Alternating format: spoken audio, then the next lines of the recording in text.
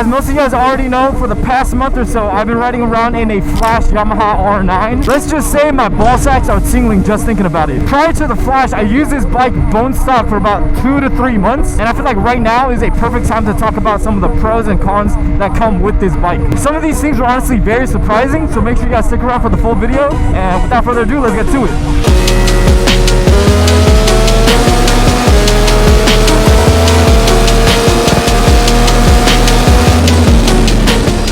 Alright guys, so we're going to jump straight into the video. I don't want to waste any of you guys' time, so we're going to be talking about some of the things I love about this bike and some of the things I hate about it. So for the first thing I don't like about this bike is that it doesn't come with a factory steering dampener. I had to buy an aftermarket one from GPR, so huge shout out to them for sending it out to me. But prior to that dampener, I've actually experienced many wobbles, and I am not the only one that experienced that. I've talked to at least 10 people about if they ever experienced a death wobble on this bike, and 9 times out of 10, most of them are going to say that they have, so I highly recommend getting one for yourself. If you ever ride a little over the speed limit and you hit a bump and this front tire doesn't go down correctly, I'm sorry to say, but you're going to experience that speed wobble eventually. It's not if, it's when. And that goes with any bike in the world, but if you're over 600cc, you're way more bound to experience one. But with this R9, bro, I don't know what it is, but the amount of wobbles you will experience on this bike is crazy. Anyways, you guys get the gist of number 1, so we're gonna hop into number 2. Number 2 kind of has a pro and a con at the same time, and that is going to be the quick shifter and auto blip. I don't know what it is about this bike, but shifting up or down from first, second, or third, it feels very stiff. And what I actually mean by that is you have to click the shifter pretty hard just to go from gear to gear. I noticed that it annoyed me pretty early on when I first purchased this bike, but once again, it does come with the pro, and that is that it literally comes with the quick shifter and auto blip. Given that the MSRP is 12.5k, you really can't be mad at Yamaha for this. 12.5k is a really good value for this bike, so I'll honestly take it even if it comes with that issue. But on the bright side, if you're under a heavy load and higher RPMs, this quick shifter is absolutely butter and it has no issues.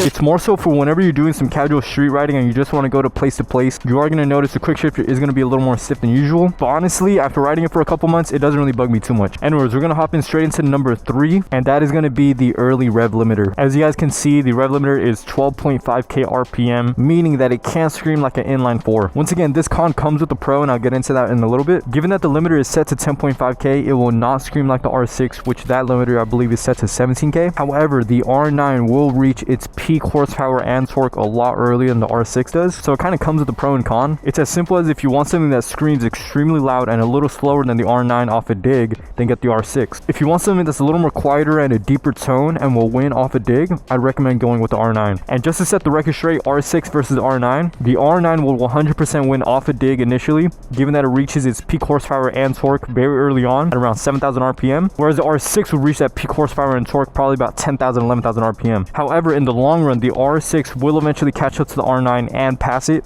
Given that it's an inline 4, it's going to have a higher top speed. It's just going to be a little slower at getting there.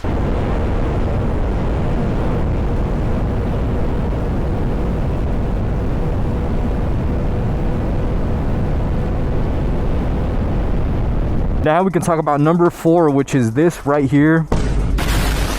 It is the seat. It is kind of uncomfortable to begin with. If you're only going for about a 10-15 minute ride, you should be fine. But once you start passing that 25-minute mark, your ass is going to be on flames. Also, another thing I noticed, I kind of wish the seating position was a little higher up. I personally like riding my bikes more aggressive. I know some people could disagree with that, but that's just my personal opinion. I feel like the R6 riding position and height is perfect for me, so I was kind of hoping they pass that over to the R9, but there's not much more to say about the seat position, so we can go into number 6, and that'll be the stock exhaust system. As you guys can see, I do have an aftermarket one, but that stock exhaust sounds like shit. I'm so happy to switch over to a full system exhaust from Yoshi so early on, because I could not handle that stock exhaust sound. I'm sure all you guys know how the stock R9 sounds like, but I'm gonna play it on the screen just in case if you haven't heard it already.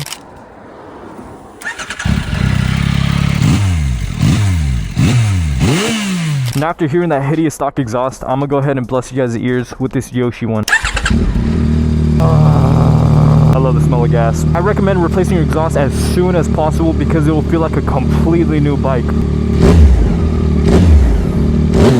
not gonna rev it too hard here because I don't want to get kicked out. But all right, now we are gonna go ahead and hit the streets. We're gonna talk a little bit more about the pros of this bike. To be completely honest, to talk about all the pros that this bike has, it'll take a video over an hour long just to get through them all. I'm gonna simplify all that down just to a couple of things, and the first being the riding modes. You have rain mode, street mode, sport mode. You even got track mode and 2 custom modes on this bike. Also, I stopped by McDonald's just to get something to eat. I got a little hungry while I'm filming this video. But yeah, let me actually show you guys the custom modes on my dash right now. Go over to settings, vehicle function, YRC settings. You're gonna go to YRC modes. As you can see, you got sport, street, rain mode. If I go down the list, you're gonna see all these are different settings. So the sport power is set to 2, but if I go down to custom 1, you can actually set it to power 1, which is the highest power you can give out on this bike. So I went ahead and clicked on power, so you can see it's power delivery mode. You can have it set to 1, 2, 3, 4. If you go to the right, you have the traction control system. That could be set to 1 through 9. Go right one more, and you have the slide control system. This is completely adjustable from 1 to 3. And then you have the lift control. Lift control is where the magic happens. Think of lift control very similar to birth control. If you have it set to 3, that front tire will not be coming up at all, meaning you're not going to get pregnant. Now, if you want to do lift control number 1, take a look at that left arrow. It's just going to be pointing higher and higher. This essentially means that number 1, you're going to be going all the way up, meaning you're more bound to get pregnant. All right, I just hammered a double quarter pounder with cheese, fries, and Diet Coke, so I think we're ready to get back into the video. Let's hear the startup. Alright, so other than power modes, this bike comes with such great things, such as the brakes, already comes with Brembos. Electronics on this bike is absolutely phenomenal. The main purpose of this video was mainly just to get the cons out of the way. This thing got cruise control, fully customizable dash, forks, shocks, pretty much everything you can ask for. Another pro I want to dive into would be the insurance that I'm paying on this bike as a 21-year-old. I'm honestly paying nowhere near as much as I thought I would be paying on a bike like this. Technically considered a super sport. I knew if I purchased a liter bike, I would have got absolutely dicked with the insurance rates, so I didn't want to go that route. Luckily, I'm paying a little less than $800 for the entire year with full coverage. I live out in California where everything is super expensive, so I'm not complaining about that price. Last but not least, the last pro is the engine of this bike. It's a CP3. Most of you guys already know it for the MT-09. I've seen many MT-09s with upwards of 50,000 miles as long as you treat the bike right. As long as you keep up with maintenance, don't do dumb shit on the bike.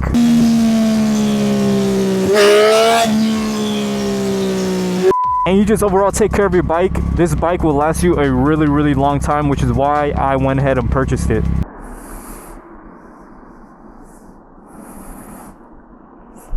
So yeah, you guys can pretty much find the pros of this bike anywhere on YouTube. That's why I didn't want to touch up on it too much. I mainly want to go over the cons. So yeah, like I said earlier in the video, if I were to list all the pros of this bike, it's going to take over an hour. So I went ahead and shorted it down just a little bit. But other than that, that's pretty much going to wrap up today's video. Comment down below if you guys have any questions at all. Like, subscribe, follow on my socials, and I'll catch you guys in the next one. Peace.